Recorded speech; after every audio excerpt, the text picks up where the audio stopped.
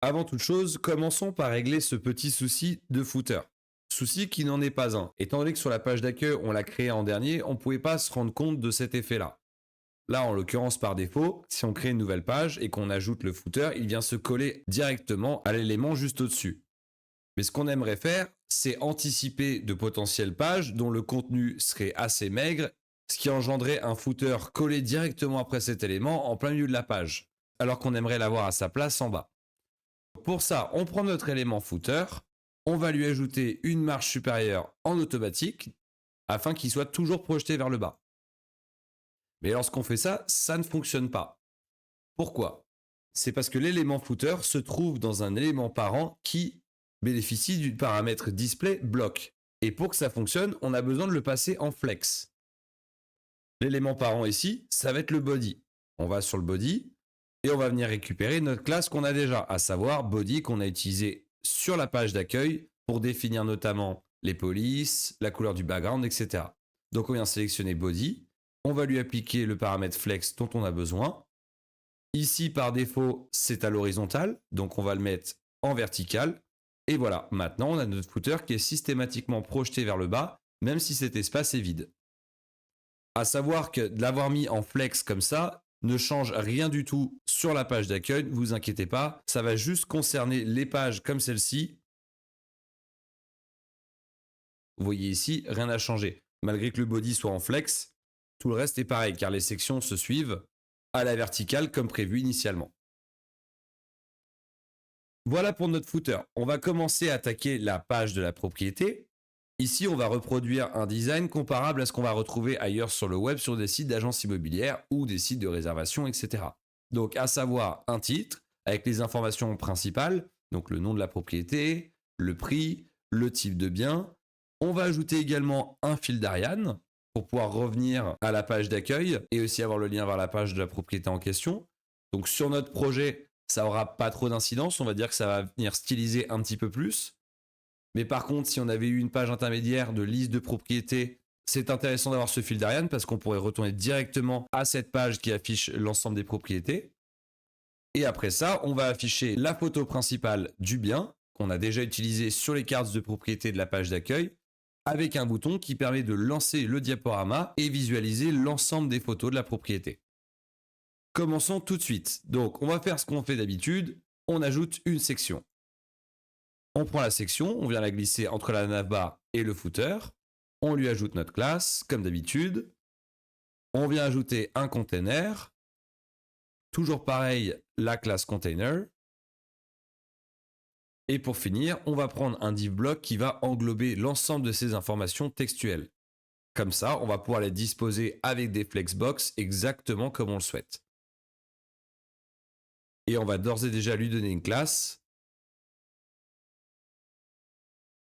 Property Details Title.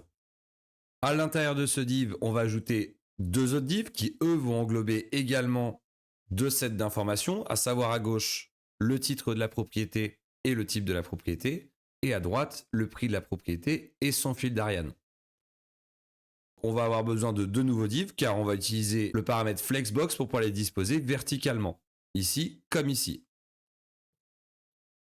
Le premier qu'on va nommer property name et le second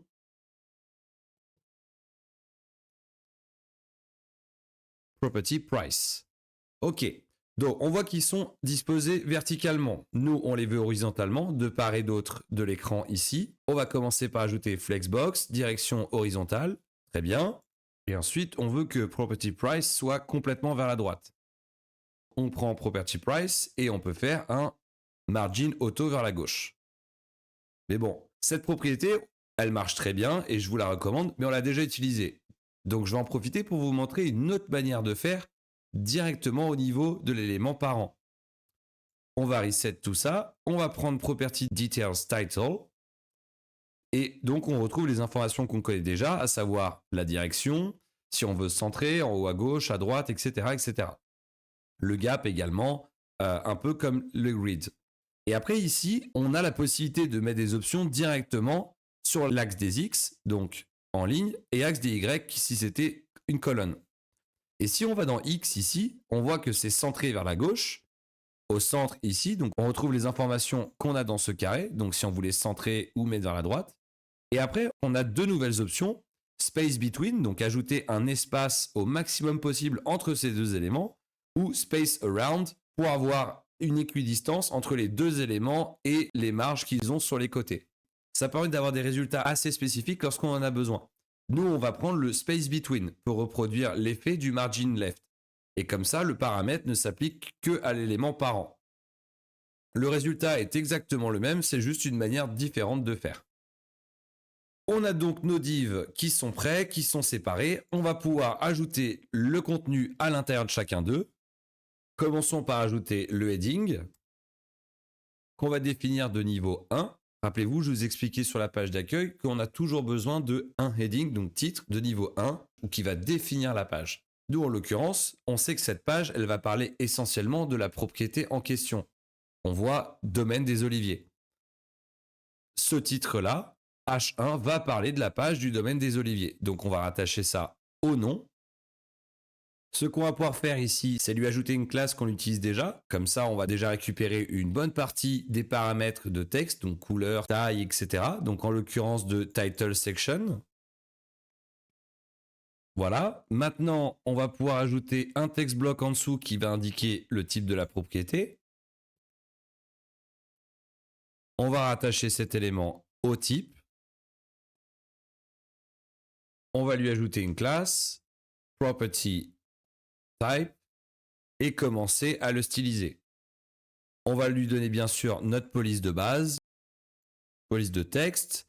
On va lui augmenter son niveau de gras à 700. La couleur bien sûr dark gray comme d'habitude. Et on va faire en sorte que le titre apparaisse toujours en majuscule comme on avait dans les sous-titres de section de la page d'accueil. Donc ici, capitalize. On va sélectionner cette option. Et on n'est pas trop mal. En revanche, ici, le titre a peut-être un peu trop d'espace. Donc, ce qu'on va faire, c'est qu'on va ajouter une surclasse qui va permettre d'adapter tout ça. Title, Page, Property. Et on va donc réduire un peu tout ça. En l'occurrence, la marge supérieure, on va laisser l'élément parent le gérer, donc on va la mettre à 0. Et la marge inférieure, on va la réduire pour avoir notre type qui n'est pas trop loin. 5, ça me semble pas mal. On réajustera un petit peu plus tard si nécessaire. Voilà pour notre partie gauche. On va pouvoir passer à notre partie droite. On va lui ajouter un premier text block pour le prix. On va donc rattacher ça au prix. Très bien. On a notre prix qui est renseigné dans le CMS. En revanche, il nous manque le signe euro. Donc ce qu'on va faire, c'est qu'on va englober ce text block dans un div qui va également contenir le signe euro qu'on va mettre côte à côte. On va prendre le div block. On glisse ça à l'intérieur. Un second text block spécifique pour le signe euro. On va ajouter une classe pour cet élément. Property element price. L'avantage d'englober les deux, au-delà du fait de les avoir côte à côte désormais, c'est aussi de pouvoir appliquer bien sûr le style aux deux éléments en même temps grâce à l'héritage. Alors, ces éléments, on les veut donc avec notre police habituelle de texte. On va augmenter le niveau de gras comme on l'a fait à gauche. 700. La police, on va augmenter ça. Disons 24. La hauteur de ligne également, pour avoir un espacement qui est cohérent avec l'élément en face. Ici, on a une hauteur de ligne de 44. Ici, on va reproduire cette même hauteur de ligne pour avoir les éléments parfaitement alignés sur la page. Et pour finir, notre couleur dark gray. Très bien.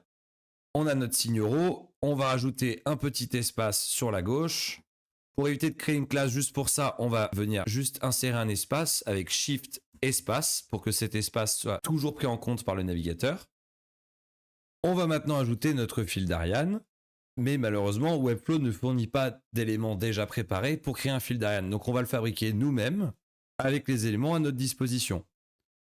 Donc globalement, on n'a pas besoin de grand chose. On a simplement besoin d'un lien de la page parent. Donc en l'occurrence pour nous, ça sera la page d'accueil, mais ça aurait pu être une page qui regroupe un listing de l'ensemble des propriétés. un icône qui indique le sens hiérarchique des pages, donc une flèche vers la droite. Et ensuite, troisième élément, un lien qui est le lien de la page en question. Comme vous l'avez compris, pour ça, on a plusieurs manières de faire. On pourrait utiliser un quick stack avec des colonnes. On pourrait utiliser une flexbox à l'horizontale également. Nous, en l'occurrence, ici, on va utiliser une grid.